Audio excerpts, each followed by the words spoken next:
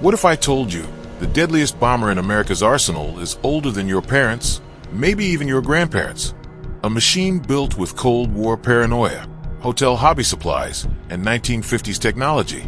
Yet somehow, it's still flying and still terrifying America's enemies. While stealth bombers come and go, this so-called flying fossil keeps evolving, with hypersonic missiles, next-gen radar, and maybe even a return to nuclear dominance.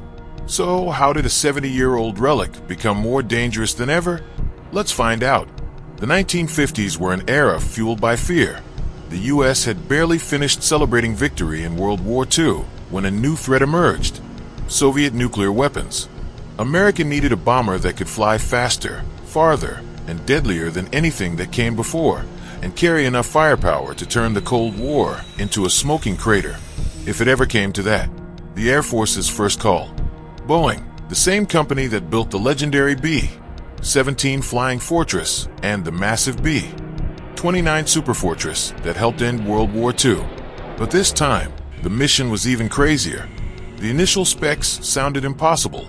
A bomber with a 5-man crew, multiple turret gunners, capable of carrying 10,000 pounds of munitions, flying 5,000 miles without refueling, all at altitudes above 30,000 feet. But as Cold War tension skyrocketed, so did the demands. Suddenly, the Air Force wanted a 12,000-mile range, the ability to deliver nuclear weapons, speeds pushing 500 miles per hour, and the biggest fight? Turboprop engines versus pure jets. One side argued jets were unreliable and burned too much fuel. The other side, led by none other than General Curtis LeMay, believed the future was all about power and speed, and he wasn't willing to settle for second best. But what happened next would prove that sometimes history's most powerful war machines start life in the most unlikely places. While the top brass argued over engines and blueprints, Boeing's engineers got tired of the endless debates, so they took matters into their own hands. A small team, including aviation legends like Ed Wells, Art Carlson, and Bob Whittington, grabbed supplies from a local hobby shop and locked themselves in the Van Cleve Hotel in Dayton, Ohio. No fancy labs, no military base, just raw brainpower, balsa wood, and a vision that could reshape the future. Over a single weekend, they built a scale model of the bomber, swept wings tilted at 35 degrees for maximum speed, 8 powerful engines mounted in sleek underwing nacelles, and a bicycle-style landing gear with tiny outrigger wheels on the wings. It didn't look conventional, but it looked fast, dangerous, unstoppable. When they presented their silver-painted prototype to the military, the reaction was immediate. This was the bomber they'd been waiting for. But a wooden model was one thing. Proving this beast could dominate the skies was another. And when the B-52 finally took flight, the world wasn't ready for what came next. In April 1952, the prototype B-52 Stratofortress roared off the runway for its maiden flight, a towering symbol of America's race to outgun the Soviets. Just 3 years earlier, the USSR had tested its first atomic bomb. Now, Boeing's futuristic bomber was airborne, and history was about to change. But this wasn't just another Cold War aircraft. The B-52 immediately shattered expectations. By 1955, it officially entered service with the 93rd Heavy Bombardment Wing at Castle Air Force Base, California. Barely a year later, it stunned the world again. 3 B-52s took off, circled the globe without stopping, and completed the first-ever non-stop, around-the-world flight by jet-powered bombers. They covered nearly 24,000 miles in under 46 hours, an achievement that silenced critics and terrified adversaries. But the records didn't stop there. The Stratofortress soon flew over 12,500 miles without refueling, from Japan to Spain, proving that this so-called flying dinosaur could strike anywhere on Earth, and there wasn't much anyone could do to stop it. But while the world marveled at its range and endurance, no one realized the B-52 was just getting started. Its most dangerous upgrades were still decades away. As the years rolled by, other bombers came and went, some forgotten, some retired, but the B-52 kept changing, getting leaner, faster, and more lethal. In the 1960s, Boeing rolled out the B-52H, a version so advanced it barely resembled its Cold War ancestors. The first big change? The engines.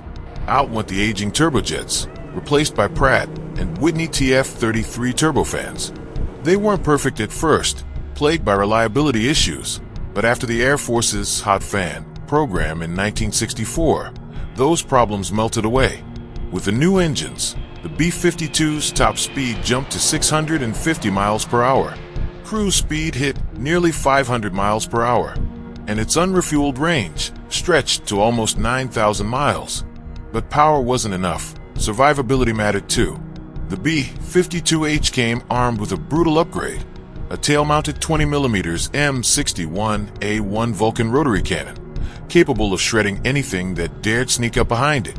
It wasn't just about muscle. Inside, the bomber got a high-tech overhaul, advanced radar, low-level terrain following systems, and avionics designed to help crews fly nap-of-the-earth missions, hugging the ground to avoid detection. Over time, the crews gave it a new nickname, the buff, big, ugly, fat fellow. An insult? Maybe. But the truth? This bulky bomber was quickly becoming the most dependable heavyweight in America's arsenal, and its rivals were struggling to keep up. And as newer, sleeker stealth bombers entered the scene, no one expected this lumbering relic to not only survive, but outperform them. The B-52 was designed to last a decade, maybe two. Instead, it watched entire generations of cutting-edge bombers rise and fall. First came the sleek Rockwell B-1 Lancer, America's answer to low-altitude penetration and speed. But there was a problem: reliability. Between 2000 and 2001, the B-1's average mission readiness? Just 53.7%. Then came the futuristic Northrop B-2 Spirit, the stealth bomber that looked like it flew straight out of a sci-fi movie. Its promise? Invisible to radar, impossible to intercept. But in reality, the B-2 barely got off the ground, plagued by maintenance nightmares, with an average readiness rate of just 30.3%. And the aging, lumbering B-52. This so-called dinosaur posted an 80.5% readiness rate, blowing its younger rivals out of the sky, mission after mission. The proof was undeniable. During operations like Iraqi Freedom, while stealth bombers sat grounded in hangars, the B-52 was in the fight, carpet bombing enemy positions, launching precision strikes, and proving once again, reliability beats hype. It wasn't sleek, it wasn't stealthy, but it was unstoppable. And while critics called it outdated, the Air Force had a different plan. They weren't retiring the buff. They were making it even deadlier. By the time 2020 rolled around, the B-52 had survived wars, outlasted presidents, and embarrassed next-generation bombers. But the U.S. Air Force wasn't finished. They had plans to push the buff into the future. First step, new engines. The Air Force launched the Commercial Engine Replacement Program, a $2.6 billion upgrade to keep these giants flying for decades. General Electric, Pratt & Whitney, and Rolls-Royce threw their best turbofans into the competition. In the end, Rolls-Royce won with their F-130 engines, designed for efficiency, range, and raw power. And here's the twist. Some wanted to ditch the iconic 8-engine layout, arguing for larger engines would be more efficient. But engineers pushed back. Cutting engines meant redesigning the entire airframe, adding cost, delays, and complexity the Air Force wasn't willing to swallow. So they kept all 8, preserving the B-52's distinctive look and proven performance. But that was just the beginning. The upgraded B-52J isn't just getting new engines, it's getting a brain transplant, a state-of-the-art APG-79B4 radar replaces outdated systems, giving the bomber unmatched detection range, battlefield awareness, and resistance to enemy countermeasures. And for the first time in decades, the B-52's silhouette is changing. Gone are the undernose fairings, the clunky pods housing outdated infrared and low-light cameras. Today, precision targeting comes from modern pods like the Sniper or Lightning systems mounted cleanly under the wings. From the outside, it's sleeker. Under the surface, it's smarter, faster, and deadlier.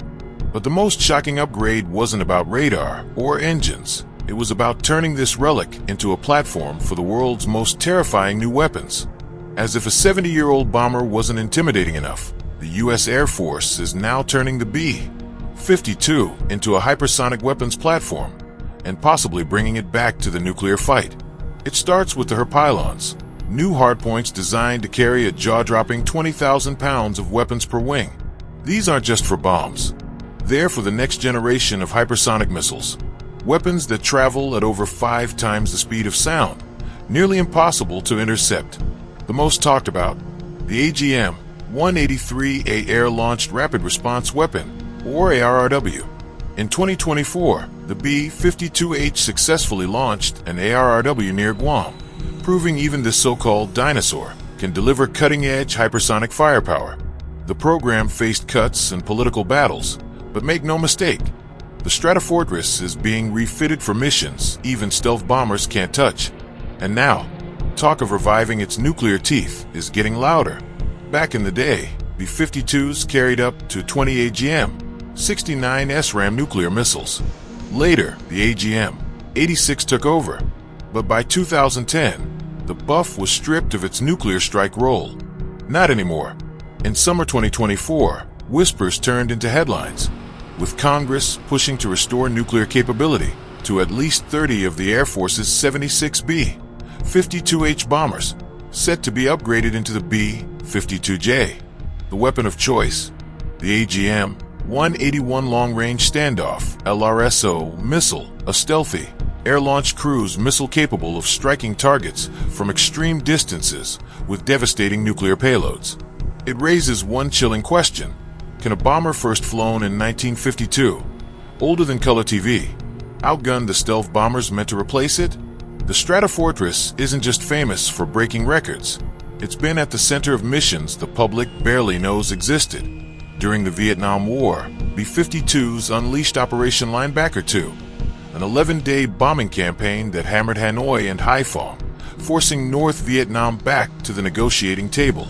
But beyond official history books, there are whispers of B-52s flying high-risk, near-border reconnaissance flights deep into Soviet-influenced territories, testing enemy radar, response times, and occasionally pushing boundaries no one was supposed to cross. And while some missions stayed classified, the B-52's reputation as the workhorse of shadow warfare only grew stronger. As missile technology advanced, many assumed bombers like the B-52 were obsolete, easy targets for surface-to-air systems or fighter interceptors. But the Air Force had a different plan. Turn the B-52 into a standoff weapons platform.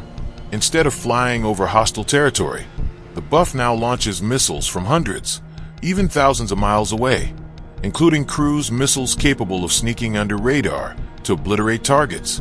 Suddenly, this outdated bomber didn't need stealth.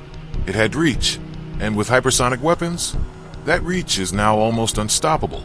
The Stratofortress isn't just a Cold War relic collecting dust. It's been in nearly every major U.S. conflict for the last 30 years, from pounding Serbian targets during the Kosovo conflict to devastating ISIS strongholds in the Middle East. B-52s have flown mission after mission, delivering both precision-guided munitions and old-school carpet bombing. It's proof that when modern conflicts demand heavy firepower, the Air Force still turns to its oldest bomber. And with new upgrades, the buff is far from done. There are legends of B-52s landing with shredded wings, missing engines, even entire tail sections blown apart, and still bringing their crews home. In 1964, one B-52 lost its vertical stabilizer mid-flight. Most planes would spiral out of control, but the buff limped back to base, battered but alive. It's not indestructible, but ask any crew member, and they'll tell you. The B-52 was built tougher than anyone expected. The B-52's nuclear history isn't all clean-cut. Over the decades, multiple broken arrow incidents, accidental releases of nuclear weapons, involved Stratofortresses. In 1968, a B-52 carrying 4 hydrogen bombs crashed near Greenland's Thule Air Base. The recovery operation? Massive. The cleanup? Controversial. These accidents sparked global debates on nuclear safety, but also reinforced the brutal reality of the Cold War arms race. The B-2 Spirit is stealthy. The B-21 Raider promises to be even more advanced. But there's a catch: cost, complexity, and availability. Stealth bombers are expensive. Maintenance heavy, often grounded for repairs or upgrades. The buff, cheap to operate, simple to maintain, and, with new engines and systems, more available than ever. In a real-world conflict, availability often beats stealth, and that's why the B-52 remains irreplaceable. The next generation of B-52s will carry weapons that redefine warfare. Hypersonic missiles traveling over Mach 5. Air-launched cruise missiles capable of striking targets over 1,000 miles away. Precision-guided bombs equipped with smart technology. It means the buff won't need to fly over hostile airspace to be effective. It strikes from a distance, faster than defenses can react. And few platforms can carry as many of these new weapons as the B-52. Since the height of the Cold War, America's national security has rested on three terrifying pillars: land-based missiles, submarine-launched nukes, and strategic bombers, known as the nuclear triad. For decades, the B-52 has been the backbone of that airborne leg, a constant reminder that even if missiles fail or submarines can't strike, the Stratofortress can deliver a second-wave nuclear retaliation anywhere on the planet. Its endurance makes it unique. Unlike missiles that are locked in silos or subs hidden beneath oceans, B-52s can loiter for hours, even days, patrolling the skies, armed with nuclear or conventional weapons. During Cold War flashpoints like the Cuban Missile Crisis, B-52 crews sat on constant alert, engines running, ready to take off at a moment's notice, ensuring no enemy could strike first without facing catastrophic retaliation. And even today, despite stealth bombers and advanced missile systems, the Air Force continues investing billions to ensure the buff stays nuclear capable for decades to come. Because at the end of the day, it's not just about firepower, it's about deterrence. The mere sight of a B-52 in the sky sends a message. If you strike first, there will be consequences. The Stratofortress isn't just an American icon, it's a symbol of global power projection. B-52s have been stationed around the world, ready to respond to crises at a moment's notice, from bases in the Pacific to forward-deployed bombers in Europe and the Middle East. The buff gives U.S. commanders unmatched flexibility. In recent years, B-52s have flown near contested areas like the South China Sea, sending a clear warning to rivals like China. They've been spotted near Russian borders during tense NATO exercises, and during Middle Eastern conflicts, they've launched devastating strikes with precision-guided bombs from beyond visual range. Their presence is strategic. You don't need to invade to send message. Sometimes, just putting a B-52 in the air is enough to remind the world who holds the upper hand. And for America's allies, seeing the buff overhead is reassurance. It means backup is never far away. For adversaries, it's a reminder that from thousands of miles away, destruction can rain down in minutes.